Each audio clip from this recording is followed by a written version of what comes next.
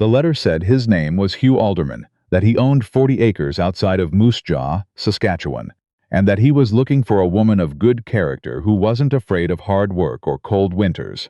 Margot Fenley was 26 years old and had been afraid of many things in her life, but cold winters had never been one of them. She'd grown up in Thunder Bay, Ontario, where the wind came off the lake in November and didn't stop until April. She knew what it meant to scrape ice off the inside of a window. She knew what it meant to boil water for a bath, because the pipes had frozen again, and her father hadn't gotten around to fixing the insulation like he'd promised the winter before, and the winter before that. Cold, she understood. Cold was honest. Cold told you exactly what it was. It was the warm things in life that had a way of deceiving her. She'd thought that about Daniel, too, in the beginning. Daniel, who brought her coffee without being asked, who knew she liked 2 sugars and remembered even when she forgot to ask.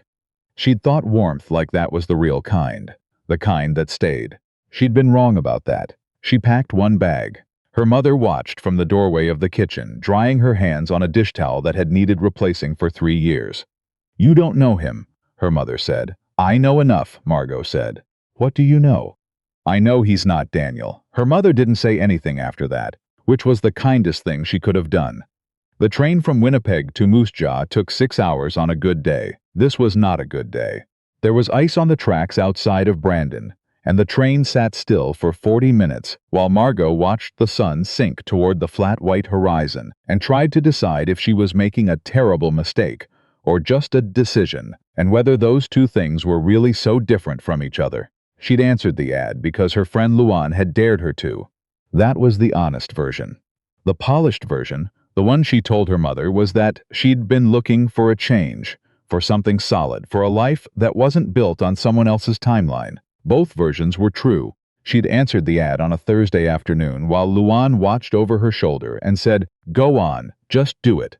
And by Sunday there was a response in her inbox from a man named Hugh Alderman, who wrote in complete sentences and didn't use abbreviations and signed his name in full. He seemed steady. That was what she'd thought.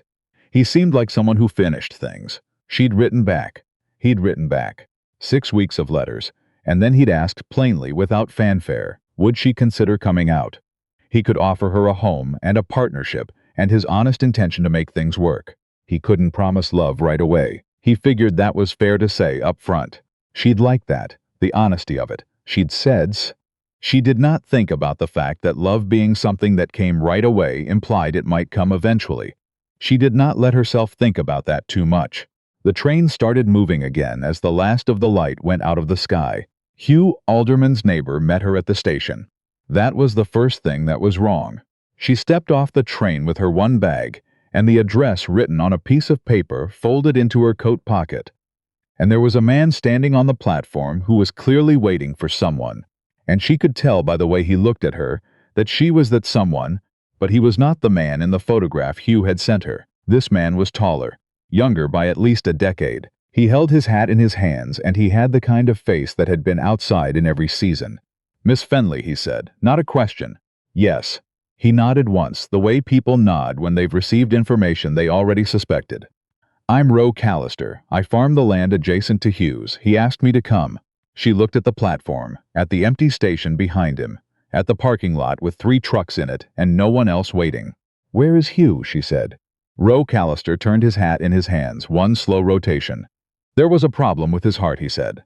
4 days ago. He passed 2 days after. The cold air came in off the prairies and moved across the platform, and she felt it in a way she hadn't felt it on the train, specific, particular.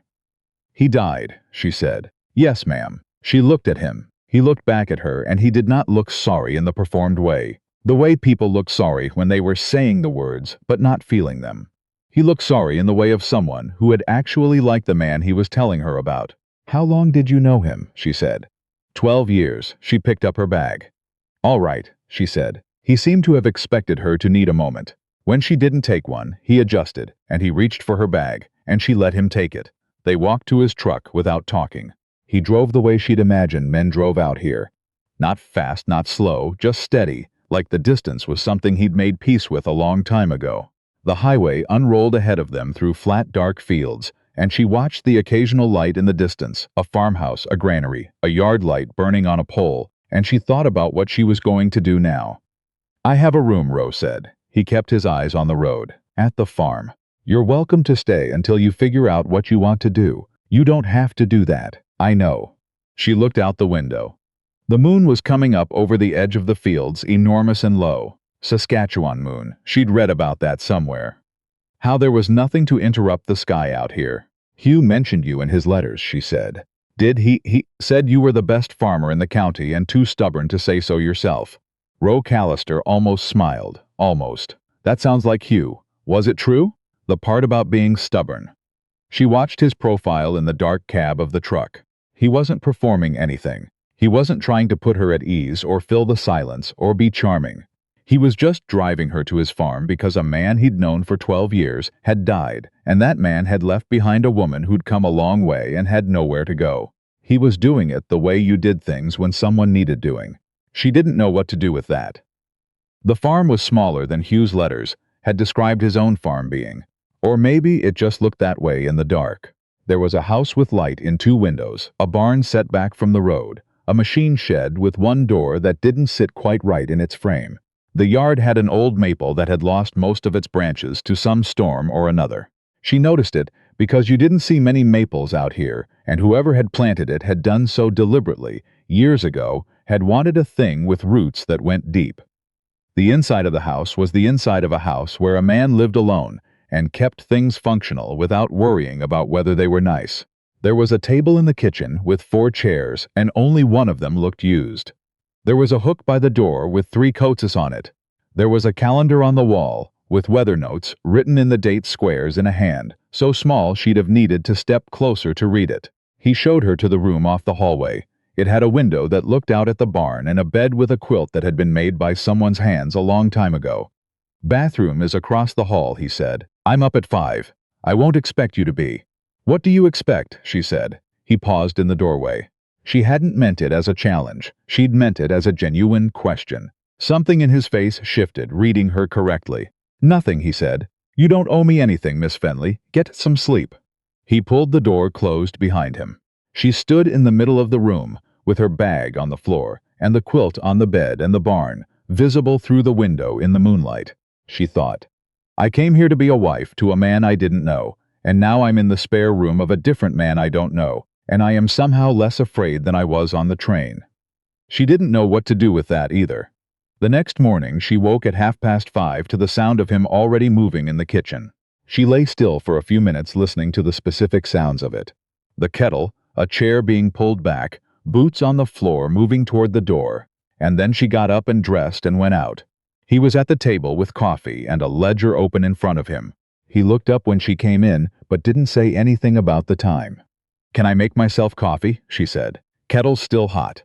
She found a mug and made coffee, and sat down at the table, not across from him, but at the adjacent chair, the way you sat when you didn't want to make something out of sitting down together. He looked back at his ledger.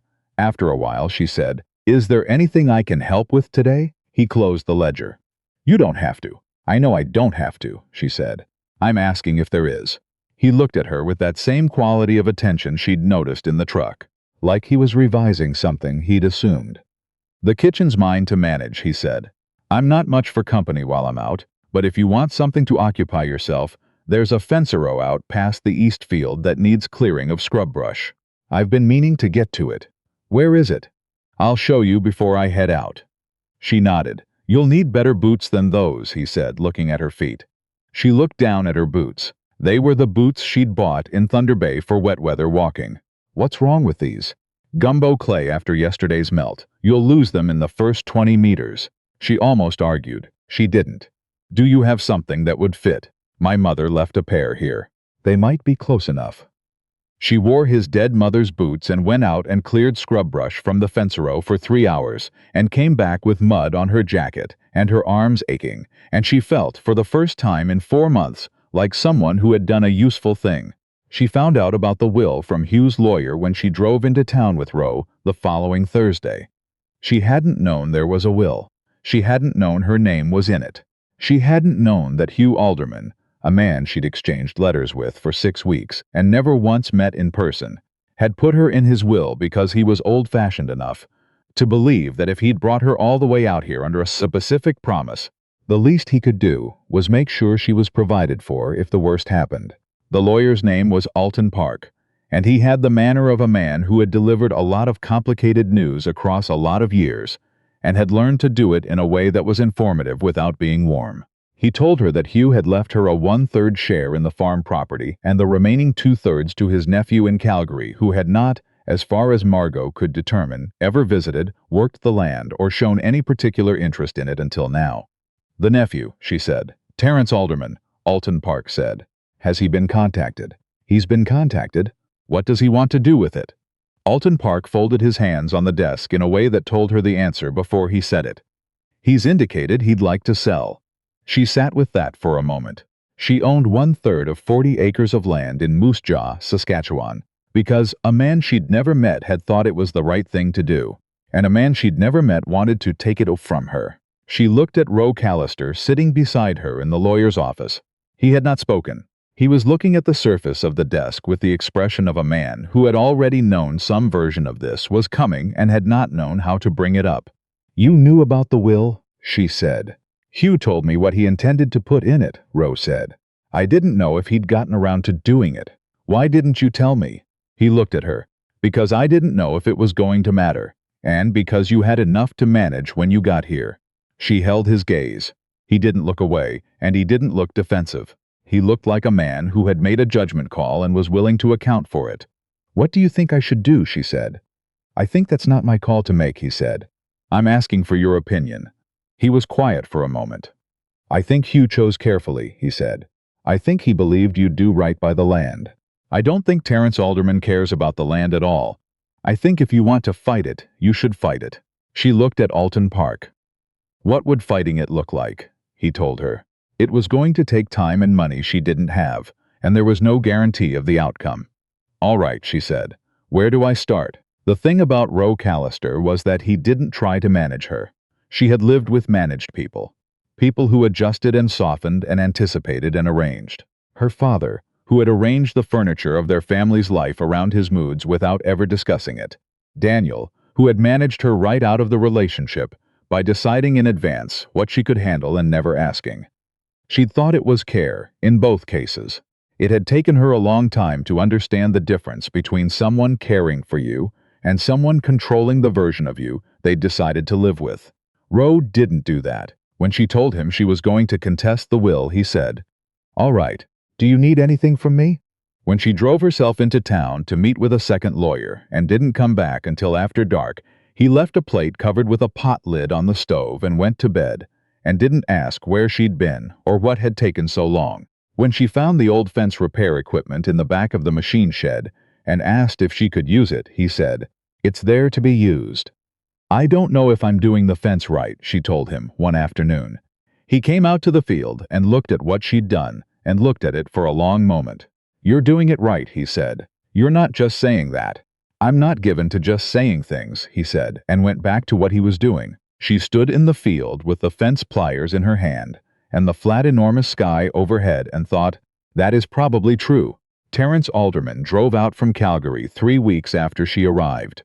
He was soft-handed and wore shoes that weren't right for the yard, and he looked at the property the way someone looked at a number on a spreadsheet.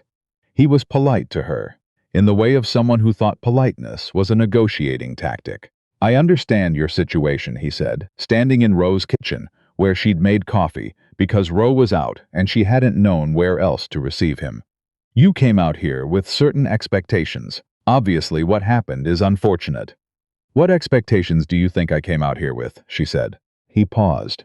"You were hoping to settle down. I was hoping to build something," she said. "That's a different thing." He looked at her over the rim of his coffee mug. "The land isn't worth much if you don't have the equipment or the knowledge to work it," he said. "I've been working land for 3 weeks. It takes years to learn to farm properly." "I know that," she said. "I'm not claiming I know how to farm. I'm claiming I'm willing to learn." He tried a different angle then. He named a number. It was a reasonable number, probably, for a 1 share of 40 acres. She had thought about whether she would take a number and she had decided she wouldn't. But she'd wanted to hear what number he'd name to understand what he thought she was worth.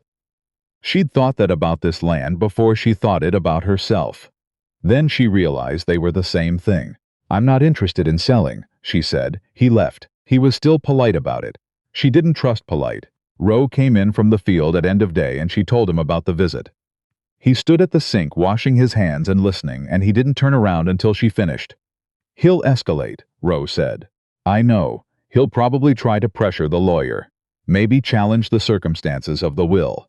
Alton Park told me that was possible." He turned and dried his hands on the dish towel and leaned back against the counter. He looked at her in a way he sometimes did, like he was measuring something. Not her worth, but something else. Her intention, maybe. "Why do you want it?" he said. She thought about giving him the practical answer, the legal answer, the right thing to do answer. None of them were wrong. None of them were complete. "Because I came here to build something," she said. "I'm not going to let someone who never touched this land take it away from a man who loved it just because he got to it first by accident of blood." Roe was quiet for a moment. "Hugh would have liked you," he said. She didn't know why that undid something in her. It shouldn't have. It was a small thing, a plain thing, the kind of thing people said.